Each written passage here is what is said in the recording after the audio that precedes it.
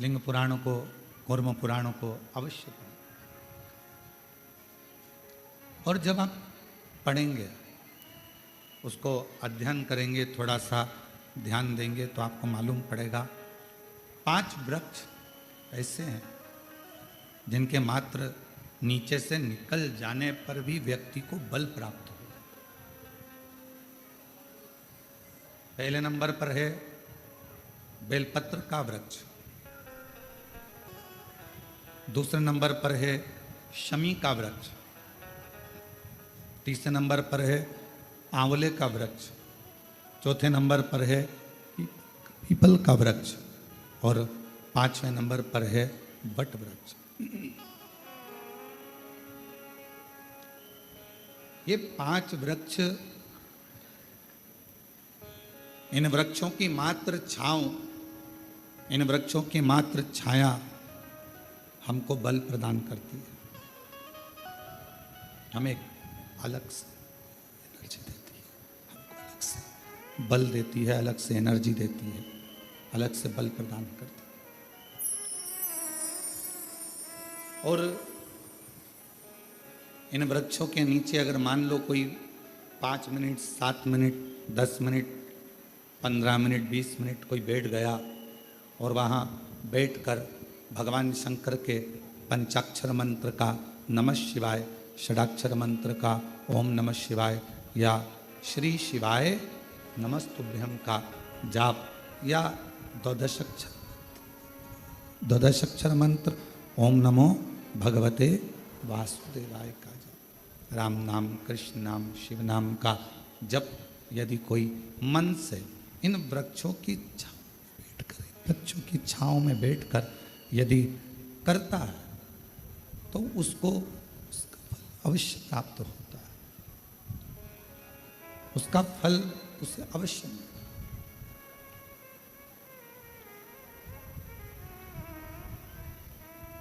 पाँच पाँच मिनट भी अगर आप उस वृक्ष की छांव में अगर बैठे हो, 5 मिनट भी अगर इन बेलपत्र का वृक्ष है, शमी का वृक्ष है, आंवले का वृक्ष है, पीपल का वृक्ष है, वट वृक्ष है, इन वृक्ष की छांव में अगर कुछ देर आप और हम बैठे हैं और भगवान के नाम का उच्चारण कर रहे हैं, तो उस वृक्ष की छाएं, उस वृक्ष की छांव हमें एक अलग से बल दे देगी, अलग से ऊर्जा दे। और मेरी जीजियों, मेरे जीजाओं, मेरी बेटियों, बेटाओं, मेरी माताओं, मेरे भाई, मेरी बहनों, एक निवेदन करेंगे कि कभी यदि बहुत ज़्यादा रोग शरीर में अगर ग्रसित हो गया और रोग छूट नहीं रहा, तो शमी के वृक्ष के नीचे बैठकर या तो भगवान शिव का नाम या भगवान श्री गणेश जी महाराज का नाम, जैसा तुम जप सकते हो, जैसा तुम बोल सकते हो, जैसा तुम भज सकते हो, वैसा भजो। शिव की कथा भगवान शंकर का चरित्र कह रहा है, शिव महापुराण कह रहे हैं। शमी का वृक्ष हमारे शरीर में जो रोग होता है, उस रोग के जितने भी तत्व होते हैं उनको शमी का वृक्ष खींचता है।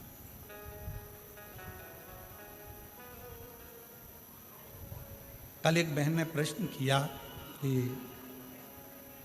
गुरुजी, आपने कहा कि शमी का जो वृक्ष होता है वो बड़ा हो जाता है, बड़ा होने के बाद उसको घर में नहीं रखते, छोटा पौधा, छोटा सा पौधा घर में रख सकते, और वो छोटा सा जो पौधा है उसको तो हम घर में रख सकते हैं, पर वृक्ष, शमी का वृक्ष जितना बड़ा होता चले जाता है तो उसको घर से अपन रखते नहीं, उसको फिर कहीं बगीचे में या कहीं एकांत में या जहाँ उसकी जरूरत है वहाँ उसको लगा दिया जाए। गणेश पुराण में एक बात आती है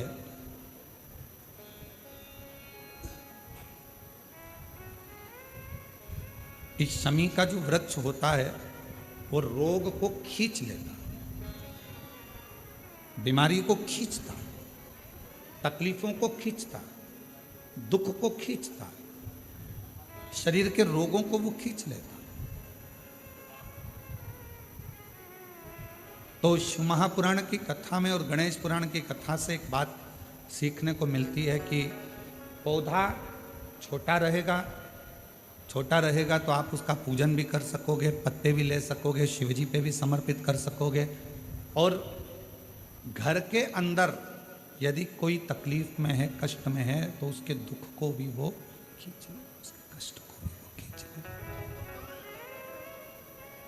उसके कष्ट को, उसके दुख को खींच लेता है, उसके कष्ट को, उसके दुख को वो खींच लेता है। पर जैसे ही शमी का पौधा बड़ा हुआ, शमी का वृक्ष बड़ा हुआ, और उस वृक्ष के इर्द गिर्द से अगर कोई निकल कर जा रहा है, शमी के उस वृक्ष के आसपास से, इर्द गिर्द से अगर कोई निकल कर जा रहा है, तो उसके भी रोग को वो खींचता, उसके भी रोग को वो खींचता। तो हमारे यहाँ सनातन धर्म में सर्व जगत के हित की बात कही जाती है कि शमी का जब पौधा बड़ा हो जाए, शमी का वृक्ष जब बड़ा हो जाए, शमी का पौधा जब बड़ा हो गया, तो उसे कहीं अच्छी जगह पर लगा दिया जाए, जिससे सर्व जगत के दुखों को वो खींचता रहे, सबके रोगों को वो खींचता रहे, समाप्त करता रहे, सबके रोगों को वो खींचता रहे, समाप्त करता रहे। सर्व जगत के हित। छोटा है पौधा अपने नजदीक। शिव महापुराण में 5 वृक्षों का जो वर्णन किया गया, पहले नंबर पर है बेलपत्र का वृक्ष, दूसरे नंबर पर है शमी का वृक्ष, तीसरे नंबर पर है आंवले का वृक्ष, चौथे नंबर पर है पीपल का वृक्ष, और 5वें नंबर पर है वट वृक्ष। ये हमको बल देते हैं और हमें जो बल प्रदान करते हैं, हमें जो एनर्जी देते हैं, हमारे दुखों को ये नष्ट करते हैं। हमको एक अलग से बल इन पौधों से, इन वृक्षों से प्राप्त होता है, हमें प्राप्त होता है। और वो जो बल है, और हमको जो बल मिलता है इन वृक्षों के नीचे बैठकर, इन वृक्षों के नीचे भगवान का भजन कर कर, स्मरण कर कर, कीर्तन कर कर, मंत्र जाप कर कर, नाम जाप कर कर, वो बल एक अलग ही बल है, वो बल एक अलग। और शंभु शरणे मांगू घड़ी रे दुख काटो, दया करी दर्शन हो। शंभु शरणे मांगू घड़ी रे दुख काटो, दया करी दर्शन हो। शंभु शरणे मांगू घड़ी रे दुख काटो, दया करी दर्शन आपो। शंभु शरणे मांगू घड़ी रे दुख काटो, दया करी दर्शन आपो। शंभु शरणे मांगू घड़ी रे दुख काटो, दया करी दर्शन आपो। शंभु शरणे मांगू घड़ी रे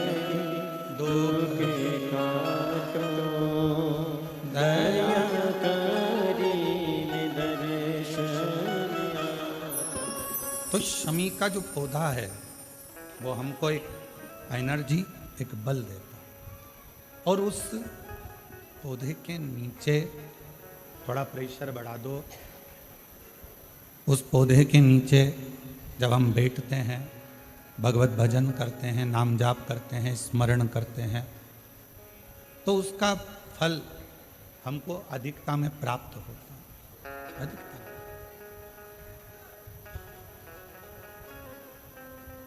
एक असुर हुआ जिसका नाम था मायासुर, और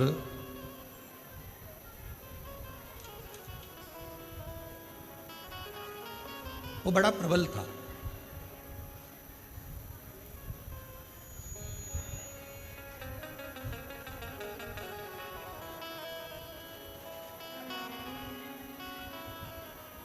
शिव महापुराण में चरित्र आता है मायासुर का कि वो बड़ा प्रबल था, इतना इतना बल उसके अंदर था। भगवान नारायण ने स्वयं ब्रह्मा जी से पूछा, क्या इसको बल तुमने दिया?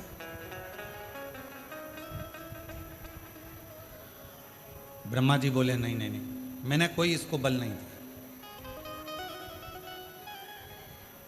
फिर क्या इसको बल? भगवान विष्णु जी ने भगवान ब्रह्मा जी ने भगवान विष्णु जी से पूछा, क्या आपने बल दिया इसको? नहीं नहीं, मैंने बल नहीं दिया। बात पहुंच गई भगवान शंकर जी के पास में, और शिव जी से जाकर पूछा, क्या आपने इसको बल दिया? शिव जी बोले, नहीं। इंद्रदेव के पास बात पहुंची, 33 कोटि देवताओं के पास बात पहुंची कि इसको बल आपने दिया? नहीं। फिर मायासुर के पास में इतना बल कैसे आ गया?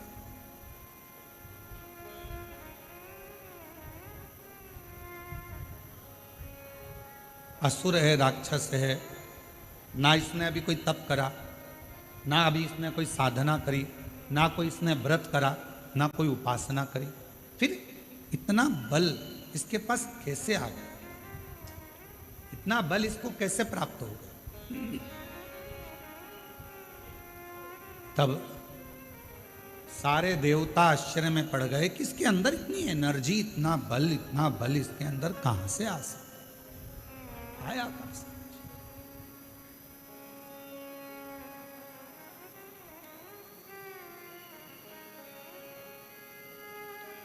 सब देवता तैयारी में लग गए कि मालूम करो कि आखिर इसके पास में बल आ कहां से।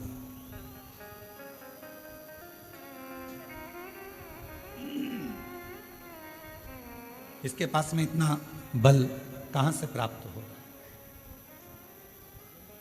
सारे देवता सब तैयारी में लग गए, मालूम करो कि इस मायासुर के पास बल कहां से प्राप्त होगा। और सारे देवता मालूम करने में लगे, फिर भी कोई ठिकाना नहीं मालूम पड़ा कि आखिर बल कहां से आ, कैसे प्राप्त हो। महीनों निकल गए, पर जितना बल मायासुर के पास था, वो बल और बढ़ता चला गया, और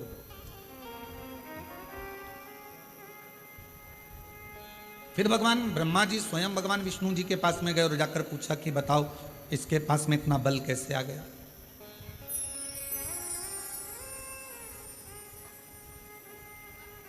इतना बल इसके पास प्राप्त कैसे हो रहा है? 2 महीना फिर निकले तो फिर बल बहुत बढ़ गया। अब वो मायासुर क्या करता था ये कोई नहीं जान पाया। कहाँ जाकर तप करता था, साधना करता था, व्रत करता था, उपासना करता था, क्या करता था ये कोई नहीं जान पाया। कोई भी नहीं जान।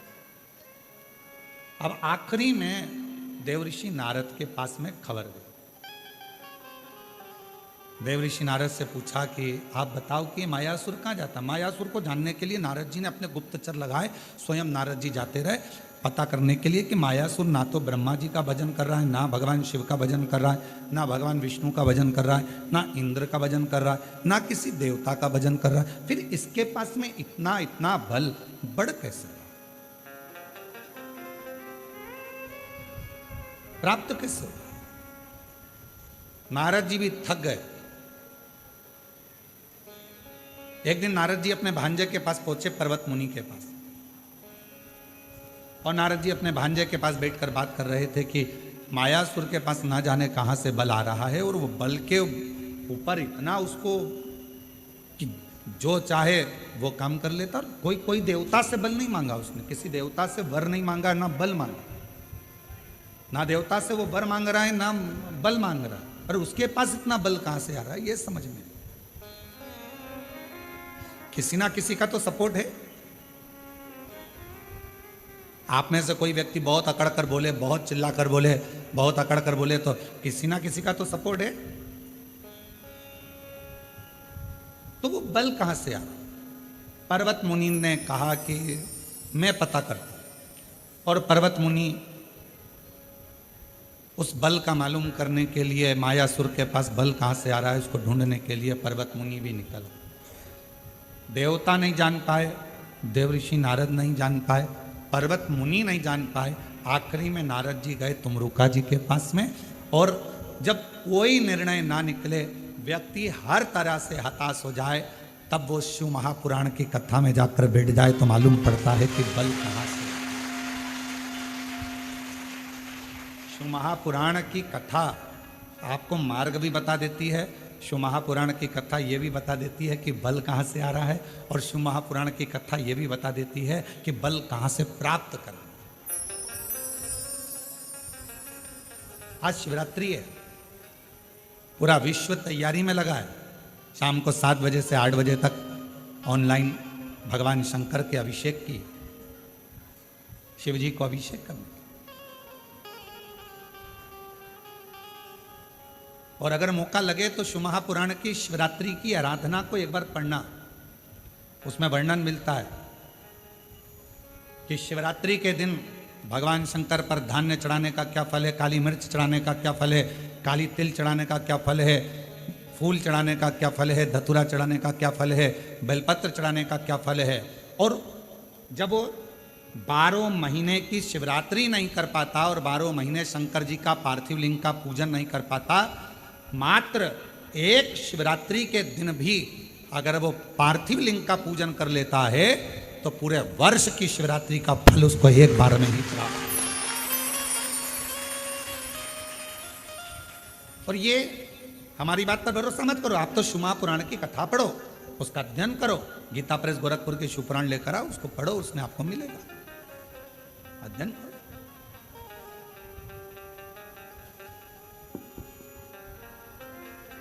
और जितने पार्थिव शिवलिंग का निर्माण करने वाले हैं, काबरा जी हम हमेशा कहते हैं अपनी बात में, जितने ने पार्थिव लिंग का निर्माण करा है, सावन के शिवरात्रि के दिन ऑनलाइन बैठकर अपने अपने घरों में परिवार के साथ मिलकर जिन्होंने पार्थिव लिंग का निर्माण करा, यह हमारा विश्वास कहता है, जब से आपने पार्थिव लिंग का निर्माण करना प्रारंभ करा होगा सावन की शिवरात्रि का, तब से आपको किसी के आगे हाथ फैलाने की जरूरत नहीं पड़ी होगी। बाबा ने खुद,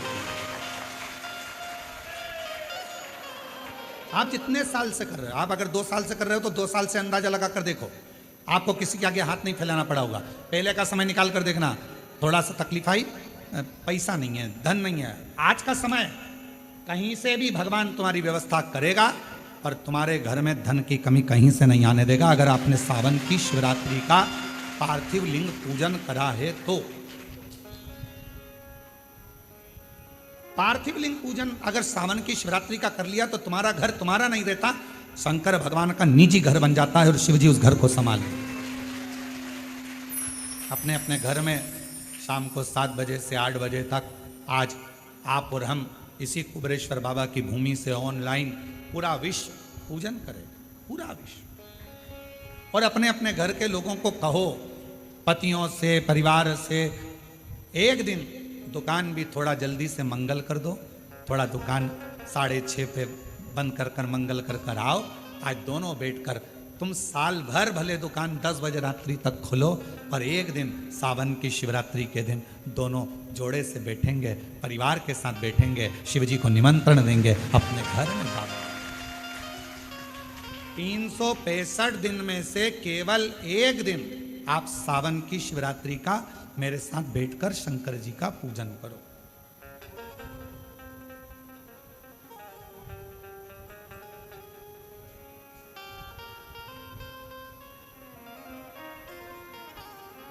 शिव संभाले।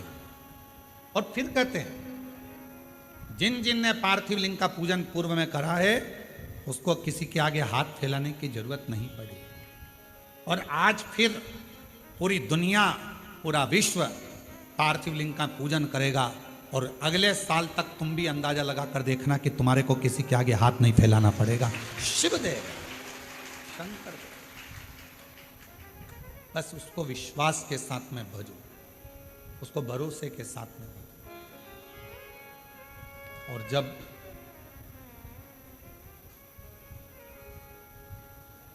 हम भरोसे के साथ शिव जी को भजते हैं तो हमारा बाबा भोलेनाथ हमारी झोली खुशियों से जरूर भरता।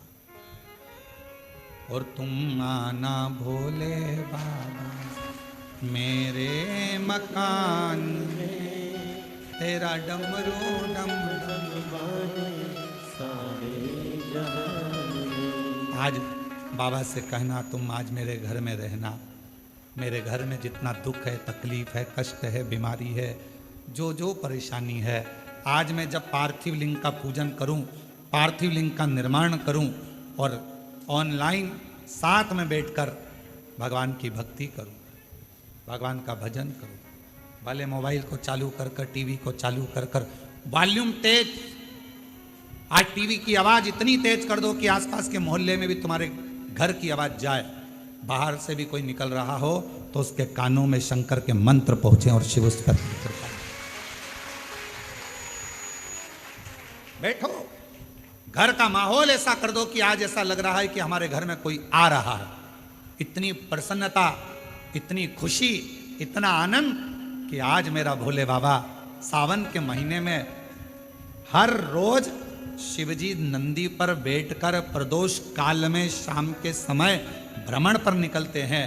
केवल शिवरात्रि का दिन, सावन की शिवरात्रि का दिन एक ऐसा होता है जिस दिन मेरे भोले बाबा के साथ श्री गणेश जी रिद्धि सिद्धि अमोद प्रमोद शुभ लाभ कार्तिकेय स्वयं जया विषहरा शामरी बारी दौतली देव अशोक सुंदरी 33 कोटि देवता आज सावन की शिवरात्रि के दिन भगवान शंकर अकेले नहीं 33 कोटि देवता के साथ जिसके घर में पार्थिव पूजन होती है उसके घर में प्रवेश करते हैं। आज वो दिन है, आज वो दिन है और उस दिन का दुनिया इंतजार करती है।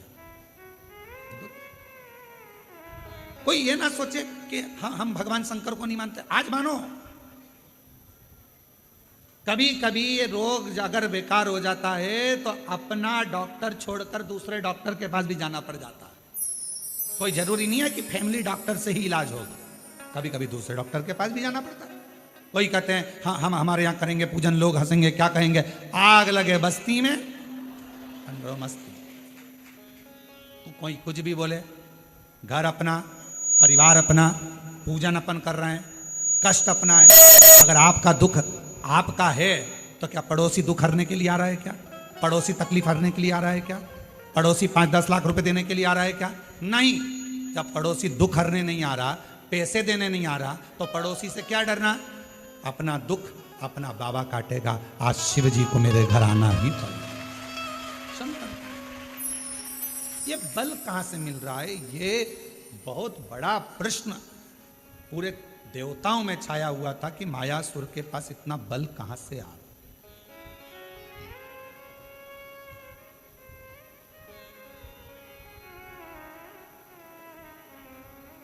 और गुप्ता बहन जी, कल आप नहीं आई थी तो आपकी बेटी हैं, तो हमने उनसे कहा था क्यों नहीं आई, तो कहा थोड़ा स्वास्थ्य नरम गरम चल रहा है। तो हमने कहा उनसे कहना कि कथा में आएंगी तो बल अपने आप मिल जाएगा, चिंता ना करें।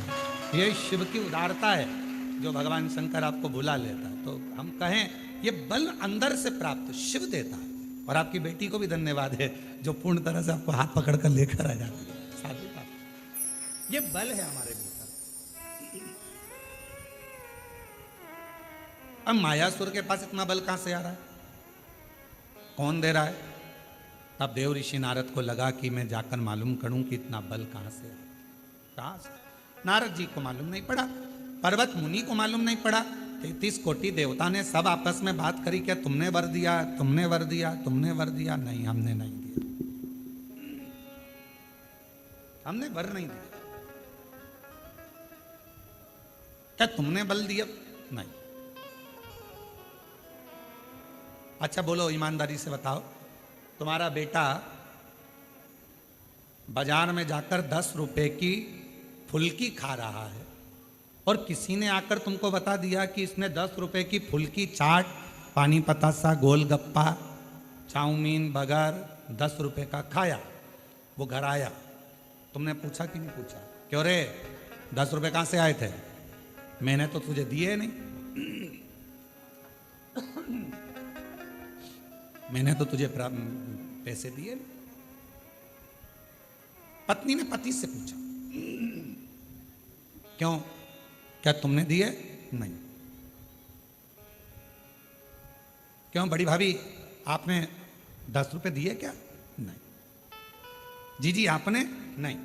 देवर जी आपने? नहीं। जेठ जी? नहीं। पर बिना 10 रुपए के तो ये गोलगप्पा नहीं खा सकता।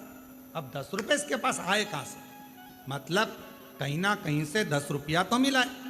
मायासुर के पास में इतना बल कहीं ना कहीं से तो आ रहा है। ना इंद्र ने दिया, ना भगवान ब्रह्मा जी ने दिया, ना विष्णु जी ने दिया, ना शिव जी ने दिया, ना देवी ने दिया, ना देवता ने दिया, ना गणेश जी ने दिया, ना 33 कोटि देवता ने दिया। फिर ये बल आया कहां से? आया तो है,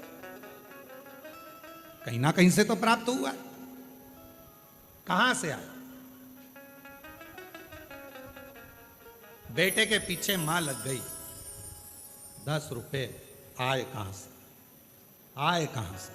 10 रुपए आए कहां से? 5 दिन, 10 दिन, 15 दिन, 20 दिन, 1 महीना, 2 महीना छुपती। अब 20 दिन के बाद, 25 दिन के बाद जो मां थी उसकी बहन आई और आकर बैठी और बैठते बैठते बात निकली कि कमलेश तो अपने दोस्तों के साथ मेरे यहाँ आया था और इतना प्यार करा ना, मैंने उसको मासी मासी कह रहा था और फिर जाने लगा तो मैंने उसको 10 रुपए दिए थे कि ये 10 रुपए तू रख ले, ये 10 रुपए। माँ को मालूम पड़ गया, अब बुद्धि में आया 10 रुपए तूने दिए थे। हम पूरे घर से पूछ लिए कहाँ से आए, मायासुर के पास इतना बल कहाँ से आया, सबसे पूछ लिया। आखिरी में तुम रुका जी के पास जाकर पूछा कि ये मायासुर के पास इतना बल आ कहां से रहा?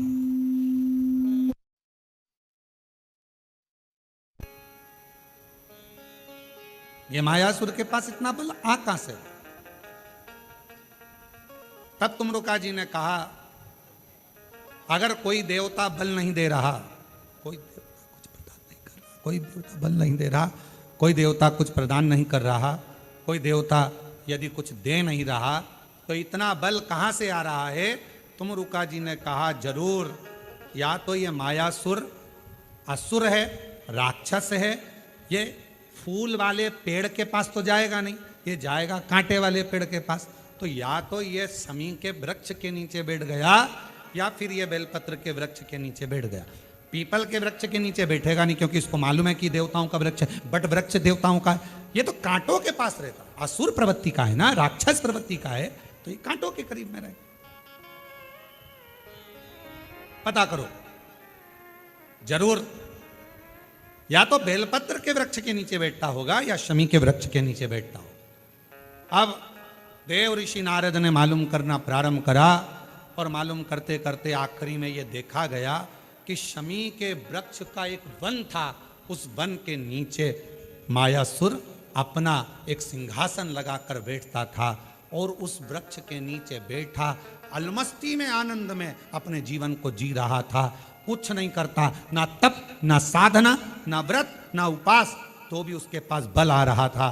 तुमरुका जी ने कहा, बस यही शमी वृक्ष की छांव इसको इतना बल दे रही है कि ये देवताओं से भी भिड़ने को तैयार हो जाता है। ये शमी वृक्ष की छांव, शमी वृक्ष की छांव इसको बल दे रही है। जो ये देवताओं से भी भिड़ने को तैयार हो जाता।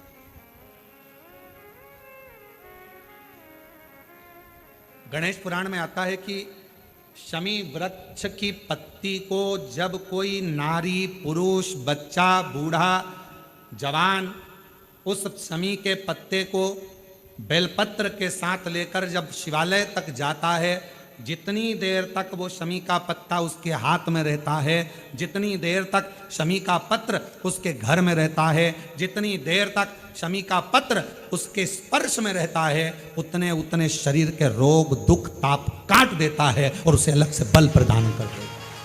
शमी पत्र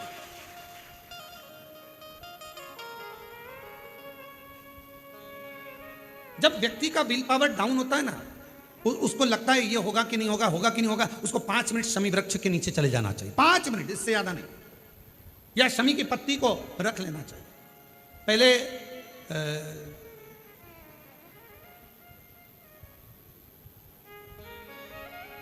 वो स्थान का ध्यान नहीं आ रहा है स्मरण में। पहले एक नियम चलता था, आप लोगों के जिंदगी में भी, आपका भी बुढ़ापा आया होगा, आप भी युवान अवस्था में आए होंगे, कभी तो स्कूल गए होंगे, कभी तो पढ़ने गए होंगे। सबसे पहले अगर हमारे विद्याध्ययन को निकालेंगे तो हमारे यहाँ एक नियम चलता था कि शमी की पत्ती को किताब के अंदर उसको विद्या के रूप में रख लिया जाता था। बाद में ये नई नई डिजाइन की पत्ती आ गई तो विद्या का पेड़ पैदा कर दिया इनने। अब वो विद्या का पेड़ पैदा कर दिया तो विद्या को रखने लगे। विद्या की पत्ती को लोग शमी की पत्ती समझने लगे, क्योंकि उसमें भी ऐसी पत्तियां निकली रहती है और शमी की पत्ती भी ऐसी ऐसी निकली रहती है। तो पहले नियम था कि किताब के अंदर शमी की पत्ती को रख लेते थे और कहते थे इसमें विद्या है, इसमें विद्या है। विद्या का मतलब क्या? उसको बल मिलता था, एनर्जी मिलती थी। एग्जाम में बैठा, कॉम्पिटिशन एग्जाम में बैठा, जब वो कोई इंटरव्यू देने के लिए बैठा या टेस्ट देने के लिए बच्चा बैठता तो वह खुश होता था, मेरी किताब में शमी, मेरे किताब में विद्या रखी है। विद्या से मतलब आज के जमाने में लोग विद्या का पेड़ की पत्ती रख लेते हैं, पर रखते क्या थे? जम के बोलो, शमी की पत्ती रखी क्या जाती थी? शमी की पत्ती। और वो शमी की पत्ती क्या देती थी? उस बच्चे को बल देती थी, एनर्जी देती थी। डामाडोल नहीं होगा, टेंशन मत लेना, विल पावर कमजोर नहीं होगा। पत्ती रखी है शमी की, उसके नजदीक में है, शमी बल देती है। जो ये ऑनलाइन कथा चल रही है, ये शमी मंदार शिव महापुराण की कथा चल रही है, शमी पत्र।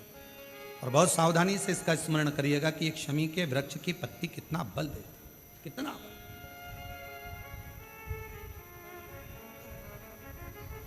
शायद आप लोगों में भी कोई ना कोई तो ऐसा होगा जिसने बचपन में विद्या की पत्ती रखी होगी।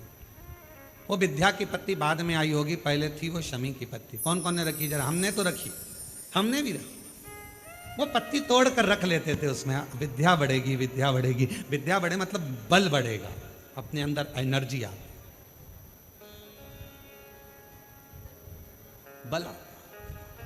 अब उसको लोग आजकल विद्या की पत्ती अलग से आने लगी तो लोग उसको विद्या की पत्ती तोड़ने लगे, नहीं तो रखते थे वो शमी की। और मैंने तेरे ही भरोसे बाबा, तेरे ही भरोसे हवा बिच उड़ती जावांगी बाबा, डोर हटो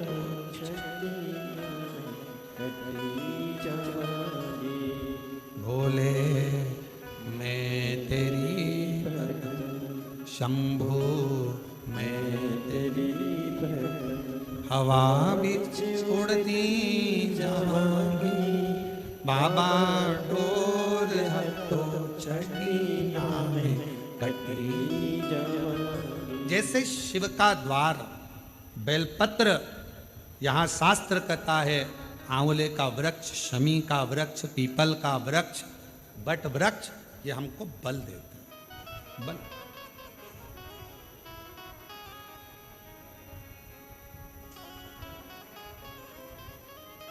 भीतर से एक एनर्जी अपने आप। एक पत्र आया है, उस पत्र में उन्होंने कहा, अच्छा पत्र है,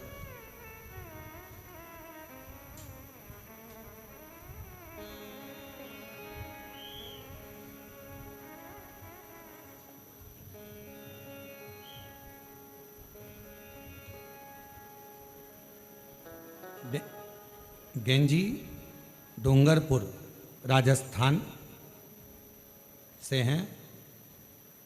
मेरा नाम निर्मला पंचाल, बंशीलाल जी पंचाल। मैं गेंजी जिला डूंगरपुर राजस्थान की निवासी हूँ। एक लोटे जल का मैं क्या वर्णन करूँ। मेरे कान के पर्दे में छेद हो गया था। मैंने कई अस्पतालों में गई, डॉक्टरों ने कहा कि ऑपरेशन करवाना पड़ेगा।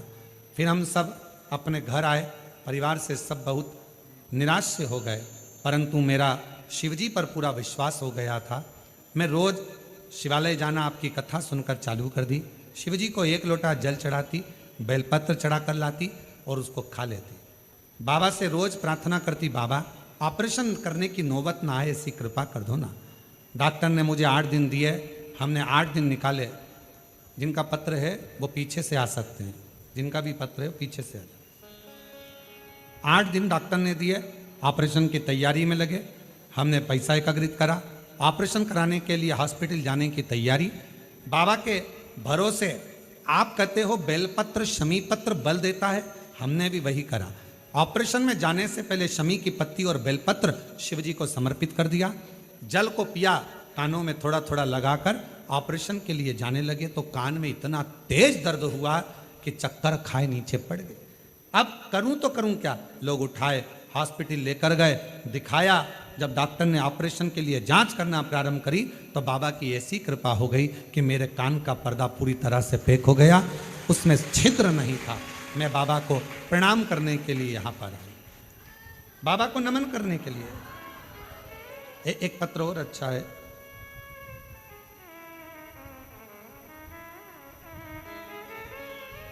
मेरा नाम स्वाति अग्रवाल है, मेरे पति का नाम श्री पंकज अग्रवाल है। मैं पुल पहाड़ महोबा उत्तर प्रदेश की रहने वाली हूँ। कहीं बैठी हो तो बेलपत्र लेने के लिए आ सकती। सन 2022 में अचानक से पेट में तकलीफ हुई, तब मैंने झांसी में डॉक्टर को दिखाया। तो डॉक्टर को दिखाने पर उन्होंने मेरे पेट का जांच कर कर बताया कि मेरे पेट में गांठें हो गई हैं और ऑपरेशन के लिए बोल दिया। तब मैं बहुत घबरा गई और भी डॉक्टरों के पास दिखाने के लिए गई तो उन्होंने भी ऑपरेशन का कह दिया। मेरी माता टीवी पर आपकी कथा सुनती हैं, उन्होंने कथा सुनते सुनते मुझे फ़ोन कर कहा, तो चिंता मत कर, तू भी सीहोर वाला महाराज की कथा सुनना प्रारंभ कर, शिव पुराण की कथा सुन और एक बार सीहोर जाकर कंकर शंकर का पूजन कर। हम लोग 2022 में दर्द हुआ, हम लोग पूजन पाठ में लग गए और 2023 में हम लोग रुद्राक्ष महोत्सव में यहाँ पहुँच गए। बाबा से विनती करी, यहीं पर बैठ प्रणाम किया, रुद्राक्ष लिया, कंकर शंकर पूजन करी और उस रुद्राक्ष को ले जाकर तांबे के कलश में गलाकर उसका पानी शिवजी पे चढ़ाकर पीना चालू करा। बाबा मेरा ऑपरेशन के लिए फिर मेरे पेट में दर्द हुआ, हम फिर पहुँचे, डॉक्टर को दिखाया, गांठ गली नहीं थी। पुनः फिर शिवजी के मंदिर जाना, झाड़ू लगाना, पोछा लगाना, शिवजी पर रुद्राक्ष का जल चढ़ाना, उसको पीना चालू करा। 2 महीना निकला और हमने फिर डॉक्टर को जांच कराई और डॉक्टर ने सारी सोनोग्राफी कर कर बोल दिया गर्भाशय में कोई गठान नहीं है, सारी गांठें गल चुकी है। हम बाबा को प्रणाम करने के लिए आए हैं। शिव तत्व कहते किसको, और तेरी कृपा का क्या है भरोसा, कब किस पर हो जाए, जरा से हम पर कर दो, जरा से हम पर कर दो। तेरी कृपा का क्या है भरोसा, कब किस पर हो जाए, जरा से हम पर कर दो, जरा से हम पर कर दो। जिस पर भी हो गई तेरी कृपा करुणा वो भव पार हुआ, भव पार हुआ। आप ही बोलो, जिस पर भी हो गई तेरी कृपा करुणा वो भव पार हुआ, भव पार हुआ। पापी हो चाहे जितना उसका भी बाबा उद्धार हुआ, उद्धार हुआ। पापी हो चाहे जितना उसका भी बाबा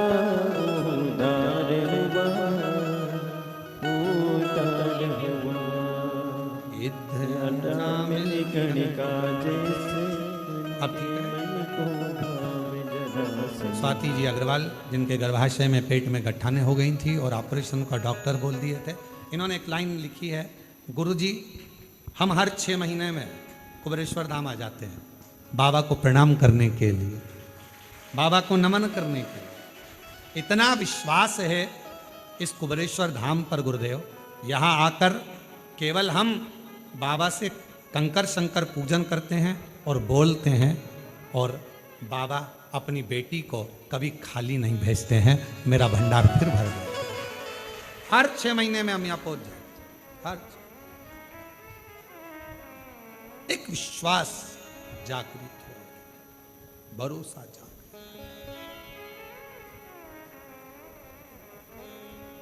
गिद्ध अजामिल गणिका जैसे तेरे मन को भावे, जरा सी हम पर कर दो, जरा सी हम पर कर दो। तेरी कृपा का क्या है भरोसा, कब किस पर हो जाए, जरा सी हम पर कर दो, जरा सी हम पर कर दो। तेरी कृपा का क्या है भरोसा, अब किसी पर कर दो। आपके कान ठीक है? पति को शुगर हाई रहती थी, हर कभी बेहोश हो जाते थे, और उन्होंने कहा, पत्र में मैंने लिखा, आप पढ़े नहीं गुरुदेव,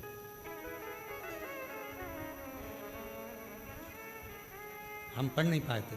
हमारे पतिदेव को भी शुगर की बीमारी थी, किसी भी समय शुगर हाई होकर बेहोश हो जाते थे, कहीं पर भी गिर जाते थे, चाहे दिन में 4 बार हो, 8 बार हो दिन। कुबेरेश्वर धाम पर आए, बाबा से विनती करी, यहाँ कंकर शंकर पूजन करवाई अपने पति से, और रुद्राक्ष लेकर गए। उस दिन से आज तक 1 साल हो गया, पति की शुगर लेवल में है और बेहोश नहीं हुए। मैं प्रणाम करती हूँ, प्रणाम। हम पढ़ नहीं पाए थे।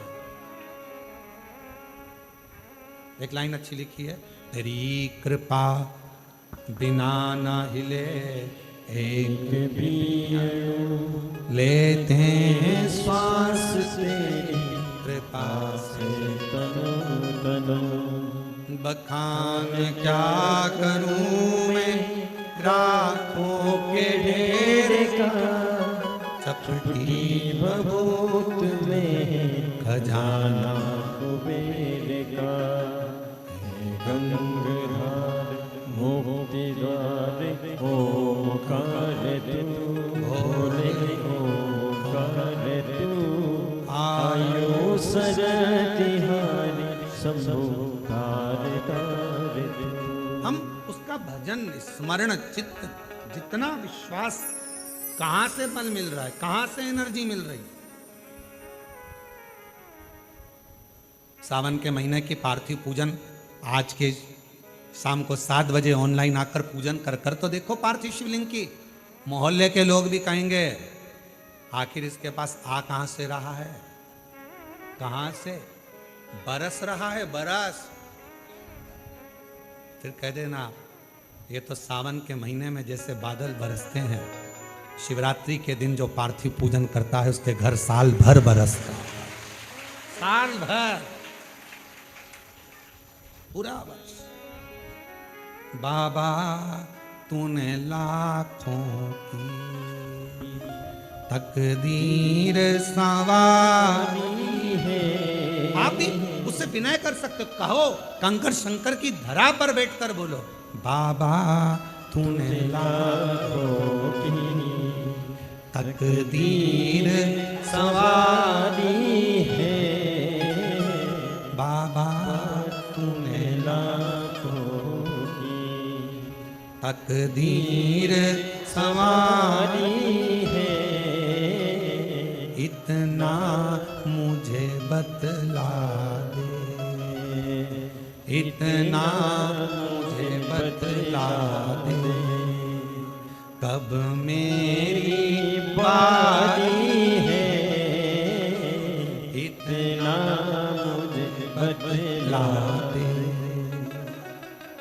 इतना मुझे बतला दे, कब मेरी बारी है बाबा तूने लाखों की। है कुबेरेश्वर, है महाकाल राजा, है विश्वनाथ, है भंडार भरने वाले कुबेर भंडारी, है सीहोर के निवासी, हे शिव बाबा तूने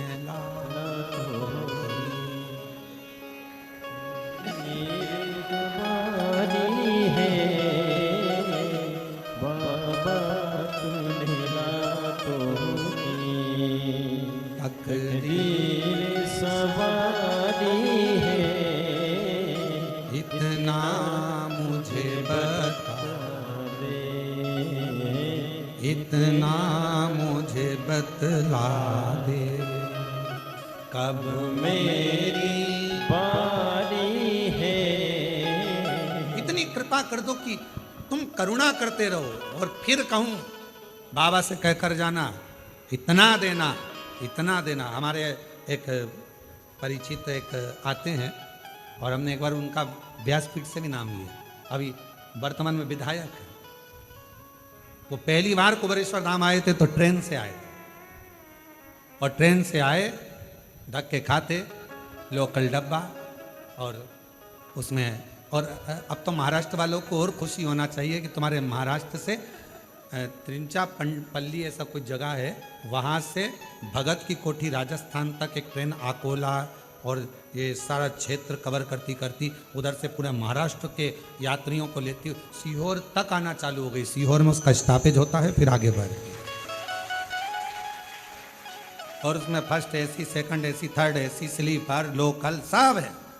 अब तो महाराष्ट्र वालों के लिए और सुविधा हो गई, अब तो कहीं जाने की जरूरत नहीं, डायरेक्ट सीहोर। शाम को शायद 4 बजे पहुंचती है, 4 बजे उतर के भगवत भजन सीधे वहाँ से चले महाराष्ट्र से अकोला और अधिकाधिक भुसावल और उसके आगे तिरचापल्ली कहीं है स्थान, वहाँ से चलती है और भगत की कोठी तक। तो वो जो विधायक महोदय वो ट्रेन से आए थे, लोकल डब्बा था, आए स्टेशन पे उतरे, स्टेशन पे उतर कर ऑटो करा, ऑटो से यहाँ तक पहुँचे, पूजन वगैरह करी और बाबा को विनती कर चले। उनको भी नहीं मालूम था, बस यहाँ आकर उन्होंने एक ही बात कही, बहुत धक्के खाकर आया हूं। और हम फिर कह दें, जिसने यहां के धक्के खा लिए उसे संसार के धक्के नहीं खाना पड़ते। और कभी हमने देखा